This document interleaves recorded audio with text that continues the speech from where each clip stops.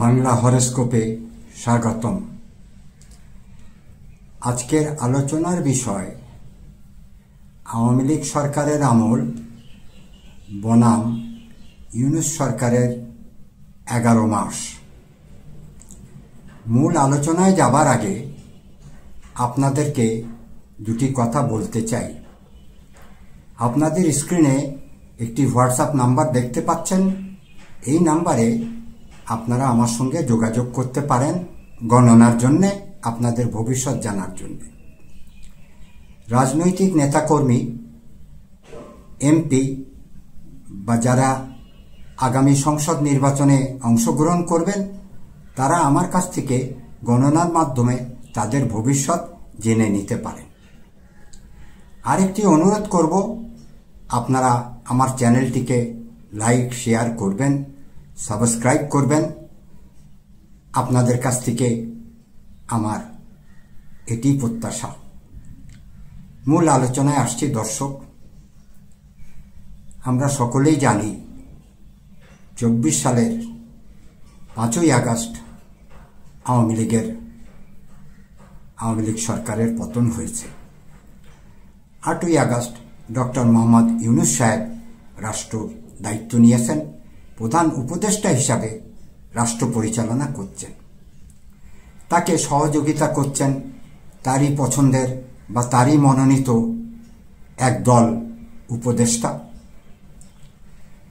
আমরা লক্ষ্য করলাম যে আন্দোলনটি জুলাইতে হয়েছিল, বৈষম্য বিরোধী আন্দোলন, মানুষ খুব খুশি হয়েছিল, খুব উৎসাহ পেয়েছিল। 15-16 বছর আওয়ামী লীগের শাসন আমলে নানা রকম কর্মকাণ্ড হয়েছে, 3টি নির্বাচন নিয়ে তর্ক বিতর্ক হয়েছে। জনগণ খুব আশান্বিত হয়েছিলেন যে ভালো কিছু হবে। ছাত্ররাও অনেক মিথ্যা বুলি বলেছেন। তারা বলেছেন নতুন বাংলাদেশ করব, দ্বিতীয় বাংলাদেশ করব, এরকম অনেক মিষ্টি মিষ্টি সুন্দর সুন্দর কথা বলে জনগণকে বোকা বানিয়েছেন বা ধোঁকা দিয়েছেন। ইউনূস সরকার আবার তাদেরকে নিয়েই উপদেষ্টা মণ্ডলী করেছেন, কয়েকজনা ছাত্রনেতা আছেন। আপনাদের মনে আছে কিছুদিন আগে আমার একটি ভিডিওতে বলেছিলাম যে জাতীয় সংসদ নির্বাচনের আগে কিছু লোককে আটক করতে হবে। আপনারা কথাটির মর্ম বুঝতে পারেননি। আজকে তার মর্ম কিছুটা হলেও বুঝতে পারবেন। কয়েকদিন আগেই আসিফ মাহমুদ বলে একজন উপদেষ্টা আছেন, তিনি একটি বিদেশে যাওয়ার সময়, টার্কিশ এয়ারলাইনে বিদেশে যাওয়ার সময় এয়ারপোর্টে রুটিন চেক আপ হয়, আপনারা জানেন, যাত্রীদের ব্যাগের তল্লাশিয়া স্ক্যান করা হয়। আসিফ মাহমুদ সাহেবের স্ক্যান করার সময় তার কাছে একটি ম্যাগাজিন পাওয়া গেছে, AK-47 রাইফেলের ম্যাগাজিন। আমি আগ্নেয়াস্ত্র সম্পর্কে বিশেষজ্ঞ না, আমি যেটুকু বুঝতে পেরেছি বা যেটুকু খবর সংগ্রহ করছি তার উপরেই বললাম।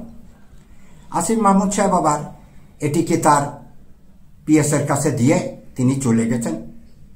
এটি ঘোরতর অন্যায়। বিমানবন্দরের আইন বহির্ভূত কাজ তিনি করেছেন। তারপরও এয়ারপোর্টের দায়িত্বরত কর্তব্যরত কর্মকর্তারা তাকে আটক না করে বিদেশে যাওয়ার সুযোগ দিয়েছেন। যাক, সে বিষয়ে আমার বলার কিছু নেই। কিন্তু এখন দেখার বিষয় ডক্টর মোহাম্মদ ইউনূস তার বিরুদ্ধে কি ব্যবস্থা নেন। এর আগেও ছাত্র নেতারা তাদের ক্ষমতার বহির্ভূত কাজকর্ম করে যাচ্ছেন। গণমাধ্যমে অনেক কথাই বলতে সাহস পান না। আমরা ছোটোখাটো যারা ইউটিউবার আছি কথা বলি, আমরাও সবসময় আতঙ্কে ভয়ে কথা বলতে হয়, কখন আমাদের কি হয়ে যায়।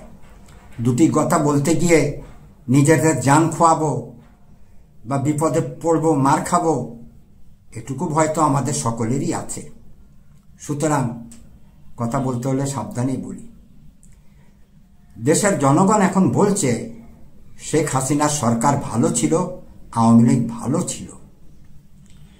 সেই ভালোকে তাড়িয়ে আমরা কি মন্দকে নিয়ে এসে বসালাম?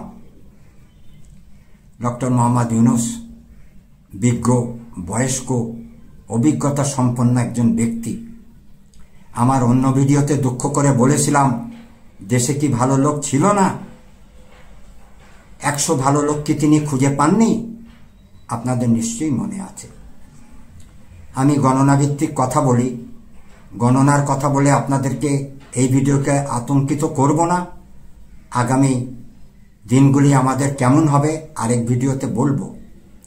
গ্রহ কিন্তু বসে নাই, ঘড়ির কাঁটার মতো টুকটুক টুকটুক করে ঘুরেই চলছে।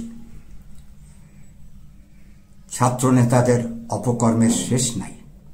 এই আসিফ মাহমুদের পিতাকে একটি ঠিকাদারি লাইসেন্স দেওয়া হলো, সেটি আসিফ মাহমুদ জানতেন না বলে বলেছেন। তিনি ভুলবশত অস্ত্র নিয়ে যাচ্ছিলেন, ম্যাগাজিন নিয়ে যাচ্ছিলেন, তিনি সব ভুলবশতই করে ফেলেন, তিনি কিছুই জানেন না। নেহাতি বয়স কম, 26-27 বছরের শিশু। তিনি আবার মানুষকে বলেছেন যে ভালো করে আইন কানুন জেনে নেবেন। মানুষ আইন কানুন জানে না, আসিফ মাহমুদ সাহেবই শুধু জানেন।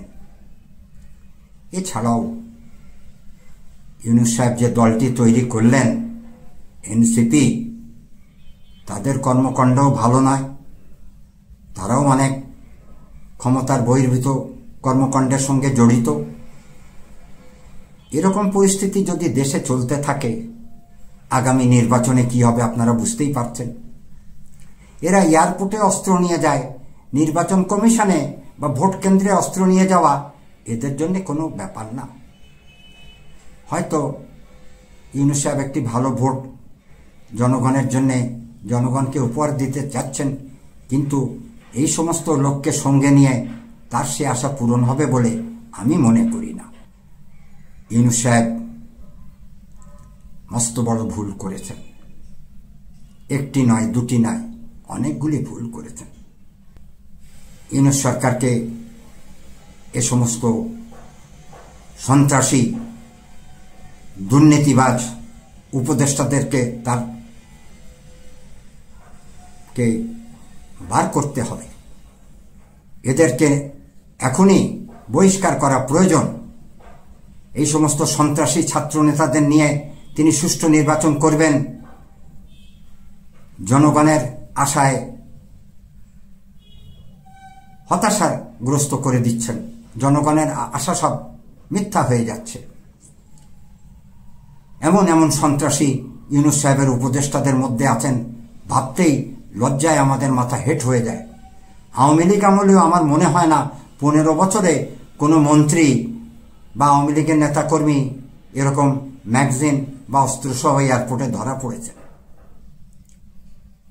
ইউনূস সাহেবের সুনাম দেশে বিদেশে ক্ষুণ্ণ হচ্ছে। আমি ইউনূস সাহেবকে আবারও বলছি, আপনার সময় ভালো বলেছিলাম, ভালো সময় কিন্তু সব সময় থাকে না। ভালো সময় যেমন থাকে না, মন্দ সময়ও থাকে না, ঘড়ির কাঁটার মতো ঘুরতে থাকে। সতর্ক হন, না হলে আপনার জন্য অনেক দুঃসময় অপেক্ষা করছে। আজকের ভিডিও এই পর্যন্তই। আগামী ভিডিও দেখার অনুরোধ রইল। আপনাদের সকলকে ধন্যবাদ।